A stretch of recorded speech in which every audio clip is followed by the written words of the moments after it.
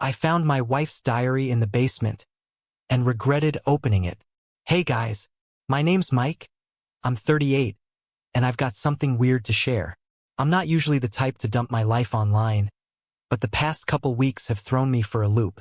I'm a regular guy, work at an auto shop, love a cold beer after a shift, football on weekends, and my wife, Amy. We've been married 10 years, living in a quiet little house in the suburbs.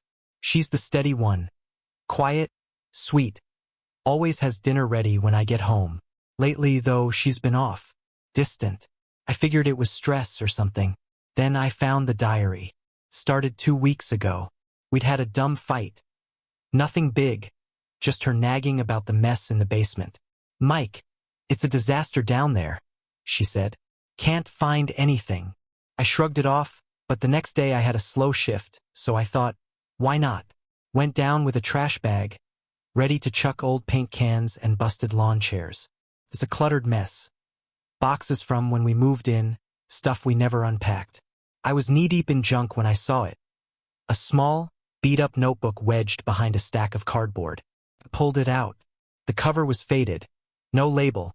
But I recognized Amy's handwriting right away. Tight, neat loops, same as her grocery lists. I flipped it open, figuring it was some old to-do list or recipes. First page stopped me cold. Jake's waiting for me tomorrow, it said.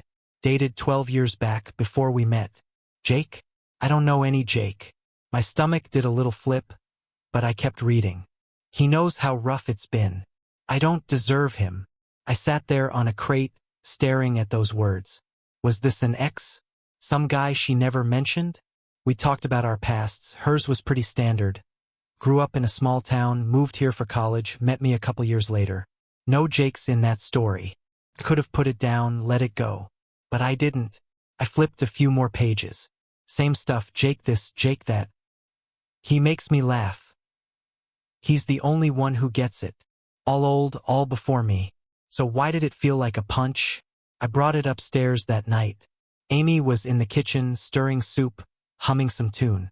She looked normal, hair in a messy bun, apron on. I held up the diary. Hey, babe, found this downstairs. Who's Jake? Her spoon clattered into the pot. She turned, face pale, eyes wide for a split second before she forced a smile. Jake? Oh, nobody. Just an old friend from school. Why you digging through junk? She laughed, but it was tight, fake. I didn't push, said cool, and dropped it on the counter. But her reaction stuck with me. She's never twitchy like that. Later, she went to bed early, left the soup half finished. I picked up the diary again, flipped to another page. Jake forgives me, even when I can't. That line hit different. Forgives her for what? I wasn't mad, not really. I mean, this was ancient history, right? But something about it gnawed at me. Why'd she brush it off? What didn't she want me to know? I should have tossed it back in the basement. Should have let it stay buried with the rest of the junk. But I kept it. Hid it in my toolbox, told myself I'd figure it out later. Looking back, that was the moment I started digging a hole I couldn't climb out of. And trust me, guys, it only got weirder from there. So, after finding that diary and asking Amy about Jake, I couldn't let it go. I wasn't pissed or anything, honest. It was more like this itch I couldn't scratch. Who was this guy she'd written about like he was her whole world? And why'd she clam up when I mentioned him? I kept the diary in my toolbox, hidden under a pile of wrenches. Told myself I'd leave it alone. But yeah, that didn't last. The next night, Amy was out. Some book club thing she does once a month. House was quiet, just me and a beer. I grabbed the diary, sat on the couch and started reading. Skipped around at first. Random pages about her old job, college stuff, nothing wild. Then I hit a chunk all about Jake. Met him at the diner again, one said. He's got that laugh. Makes everything lighter. Another, Jake says I should tell them, but I can't. Not yet. Tell who? About what? It was all dated 12 years ago, so I figured it was ancient drama. Still, it felt off. I kept going. Found an entry that stopped me cold. Jake knows how bad it's gotten. He's the only one I trust. That was heavier. Bad how? Her folks splitting up or something. She told me her parents divorced when she was a kid. Messy.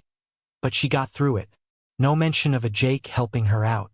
I flipped a few more pages, and then I saw it. If Mike ever finds out, it'll ruin everything. My name. In her diary. From before we met. I sat back, beer warm in my hand. How'd I end up in this? We didn't meet till 2 years after these entries. She spilled coffee on me at a gas station, laughed it off, gave me her number. Was she hiding something back then? I wasn't mad, just confused. Did she mean some other Mike? I shook it off, but that line stuck like gum on a shoe. Next day, I watched her closer. She was normal. Made eggs, kissed me goodbye, asked about my shift. But I noticed stuff. She kept glancing at the basement door, like she was checking if I'd been down there. When I said I'd grab some tools later, she jumped in. "Oh, I'll get M for you," and bolted downstairs before I could move. Weird, right? I waited till she was at work, then dug deeper. Checked her phone, nothing. No Jakes, no sketchy texts, just me, her sister, some coworkers. Social media? Same deal, clean. Then I went back to the diary, flipped to a later page. Jake's pushing me to leave. I don't know if I can. Leave what? Her family? Her town? And then, a few entries down, he forgave me today. Said it wasn't my fault. Fault for what? I started piecing it together, or trying to. Maybe Jake was an ex, some big love she'd left behind. But why the secrecy now? I thought about asking again, but after that kitchen dodge, I knew she'd shut down. So I got dumb. Googled Jake plus Amy plus our town. With some old dates. Nothing solid, just a dead-end Facebook profile and some random obits. I was about to quit when I saw her come home early. She walked in, saw me on the laptop, and froze. "You okay?" she asked, voice tight. "Yeah, just messing around," I said, closing the tab. She nodded, but her eyes flicked to the toolbox. I hadn't put the diary back right. Corner was sticking out. She didn't say anything, just went to make tea. That night, she barely talked. Kept her distance on the couch. I didn't push, but I couldn't sleep. Whatever this Jake thing was, it wasn't over, and I had a feeling it was bigger than I'd bargained for. Things got heavy fast after that night. Amy was acting off, quiet, twitchy, avoiding me like I'd caught her stealing. I wasn't mad, I swear, just lost. That diary was a puzzle I couldn't crack, and every piece I found made it weirder. I caught her staring at the toolbox twice, like she knew I'd been in it. I kept reading, though. Couldn't stop. One entry hit me like a brick. "Jake's gone. Forever. It's my fault." Dated December 2012, 2 months before we met. Gone how? Dead? Moved away? I scanned the last few pages. Scribbled, messy, not like her usual neat loops. "I can't tell anyone," she wrote. "They'd never look at me the same." Then, the final line. "Starting over is the only way." That was it. Diary ended. No more Jake, no explanation. I couldn't let it sit. I had to know. So I Googled again, smarter this time. Typed, "Jake plus our town. Plus 2012 plus accident." Grasping at straws. Third result was an old news article. Local man, 23, dies in crash. Jake Tanner. Killed when his car hit a tree late one night. Passenger, a woman, fled the scene. No name listed, case open then cold. My gut twisted. Amy? No way. She's not that person. But the dates lined up. I waited till Friday. She was off work, puttering in the garden, her happy place. I didn't want to fight, just answers. Took the diary, walked out back, set it on the patio table. "Amy," I said, keeping it calm, "we need to talk about this." She froze, shovel in hand, dirt on her knees. Looked at the diary, then me. "Where'd you get that?" she whispered. "Basement," I said. "Who's Jake?" She dropped the shovel, sat down hard. Face went blank like she'd checked out. I pushed the article printout toward her. "Was this him? Were you there?" Silence stretched so long I thought she'd bolt. Then she nodded, barely. "Yeah," she said, voice cracking. "That was him." I waited. She rubbed her eyes, took a shaky breath. He was my brother. Brother? My head spun. She told me she was an only child. Parents divorced, no siblings. What happened? I asked, soft as I could. She stared at the table. I was 21. Dumb. We'd been drinking. Me more than him. I begged him to let me drive his car. Lost control, hit a tree. He died. I ran. Her hands shook. Cops never pinned it on me. Mom and Dad covered it up. Sent me here, told me to start over. Said it'd kill them if I went down for it. I leaned back, brain scrambling. So all this us, it's built on that? She flinched. No, us is real. I just buried it. Thought I could outrun it. She looked up, eyes wet. I didn't want you to know who I was back then. I didn't know what to say. This wasn't some fling or betrayal, it was bigger, messier. She'd killed her brother. Not on purpose, but still. And she'd lied, to me, to herself, for a decade. I wasn't mad, not exactly. Just hollow. Why keep the diary? I asked. She shrugged. Couldn't throw it away. It's all I had left of him. She stood, wiped her face. I'll go if you want. I get it. I grabbed her arm. Not hard, just reflex. Don't. Not yet. She nodded, sat back down. We stayed there, quiet, till the sun dipped low. I'd wanted the truth, and now I had it. But what the hell was I supposed to do with it? After Amy dropped that bomb about Jake, her brother, the crash, the cover-up, we just sat there in the backyard till it got dark. She didn't cry anymore, just stared at the dirt like it'd swallow her up. I didn't have words. What do you say to that? My wife, the woman I've shared a bed with for 10 years, had this whole other life. A dead brother, a night she ran from. I wasn't mad. I kept waiting to feel it, but it didn't come. I was just stuck, like I'd walked into someone else's story and didn't know my lines. She broke the silence first. I'll pack a bag, she said, voice flat. Stay with my cousin for a bit. Give you space. I shook my head. Don't go. Didn't know why I said it. Just felt wrong to let her walk out like that. She looked surprised, then nodded. We went inside, ate cold leftovers in silence. It was awkward as hell, but neither of us bolted. That night I couldn't sleep, kept seeing her words in my head. I ran, not just from the crash, from everything. Her family, her past, herself. She'd built this life with me on top of that wreck, and I'd never seen the cracks. I got up, grabbed the diary from the table. Read that last entry again. Starting over is the only way. She'd done it, new town, new name, almost me. But she'd kept this piece of him, couldn't let it go. Next morning, she was in the kitchen, making coffee like nothing happened. I sat down, slid the diary to her. Why'd you keep it? I asked again. She stirred her mug, didn't look up. He was my best friend, she said, before it all went bad. Writing it down, it was like he wasn't gone. I nodded. Made sense in a messed up way. So what now? I said. She shrugged. Up to you. I've been waiting for this to catch up to me. If you want me to turn myself in, I will. That threw me. Cops? After 12 years? I pictured it, her in cuffs, me alone in this house, her parents dragged back into it. Didn't feel right. No, I said. That's not it. She blinked, like she'd expected worse. We talked more that day, first time in years we really dug in. She told me about Jake.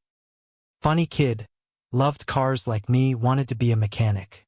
How she'd idolized him, then wrecked it all in one night. How her folks paid off a witness, sent her away, swore her to silence. I hated them for it, she said. But I went along. I listened, took it in. Didn't judge, just tried to see her, the real her, under all that weight. By evening, we'd settled something. Not fixed, not perfect, but settled. I'm not going anywhere, I told her. But no more hiding. If there's more, I need to know. She nodded, teary but steady. There's nothing else. Just this. She pushed the diary back to me. Burn it if you want. I didn't. Put it in a drawer instead. Maybe she'd want it someday. It's not like we snapped back to normal. The air's different now, heavier but clearer too.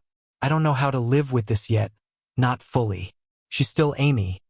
still makes my coffee, still laughs at my dumb jokes.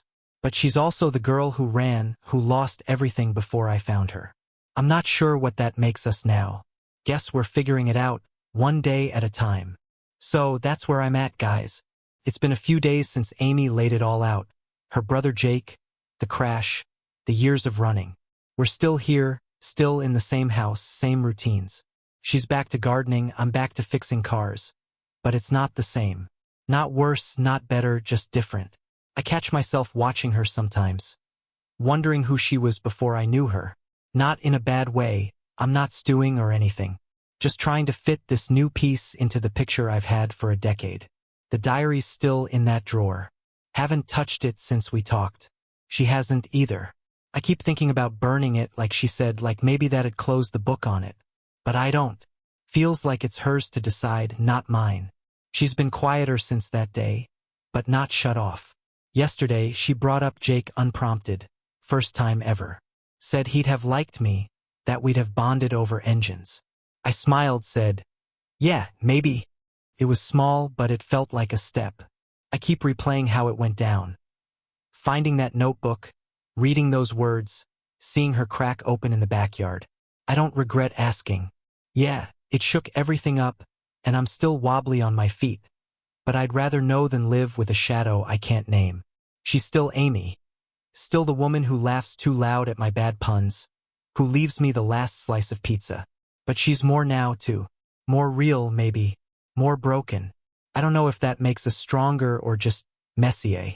Work's been a good distraction. Guys at the shop don't know, hell, I wouldn't even know where to start. Hey, my wife's got a dead brother she accidentally killed. Pass the wrench? Nah. This stays between us, me and her. Well, and you guys, I guess. I've been thinking about her folks, too. How they covered it up, shipped her off. Haven't met em in years.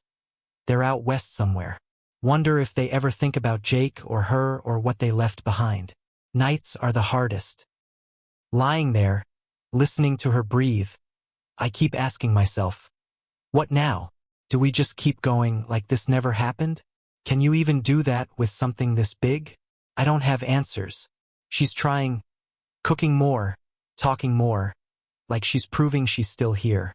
I'm trying too, cracking jokes, fixing the leaky sink she's bugged me about. But there's this space between us now, not a wall, just a gap. I don't know how to close it yet. Maybe I don't need to. Anyway, that's my mess, laid out for you. I'm not sure what I expected posting this. Closure, maybe, or just to get it off my chest. It's out there now, and that's something. Here's where I need you, though. Ever had a secret like this drop into your life? Something that changes how you see someone you love? What did you do? Did you dig deeper? Let it lie? Walk away? If you were me, would you keep that diary or torch it? Tell her to face it or leave it buried? I'm serious. Drop it in the comments. I'm still spinning here and I could use some outside eyes. Thanks for listening, guys. Didn't think I'd spill this much, but it feels good to say it out loud.